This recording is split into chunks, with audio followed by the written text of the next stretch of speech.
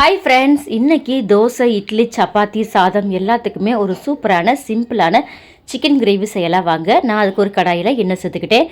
இதில் கொஞ்சமாக சோம்பு, பட்டை, கிராம்பு, ஏலக்காய், பிரியாணி எல்லாம் சேர்த்துட்டு நல்லா பொரிஞ்ச உடனே ஒரு 15 சின்ன வெங்காயத்தை மிக்சியில் சேர்த்துக்கிட்டு குறைப்பாக அரைச்சி சேர்த்துக்கிட்டு இது கூடவே ஒரு பச்சை மிளகாய், இஞ்சி பூண்டு பேஸ்ட்டு சேர்த்து நல்லா பச்சை வாசனை போகிற வரைக்கும் வதக்கி விட்டுக்கிட்டு இது கூடவே 3 தக்காளியை நல்லா அரைச்சி சேர்த்துட்டு நல்லா எண்ணெய் பிரிஞ்சு வர வரைக்கும் வதக்கி விட்ட பிறகு 1 ஸ்பூன் குழம்பு மிளகாய்த்தூள், 1 ஸ்பூன் மல்லித்தூள், அரை ஸ்பூன் மிளகாய்த்தூள், கொஞ்சமாக மஞ்சள் தூள், கொஞ்சம் கரம் மசாலா சேர்த்து நல்லா வதக்கி விட்ட பிறகு சிக்கன் நல்லா கழுவி வச்சுருக்கேன். அதையுமே சேர்த்துட்டு குழம்புக்கு தேவையான அளவு நான் தண்ணி சேர்த்துட்டு உப்பு சேர்த்து நல்லா மூடி போட்டு வச்சிடுறேன்.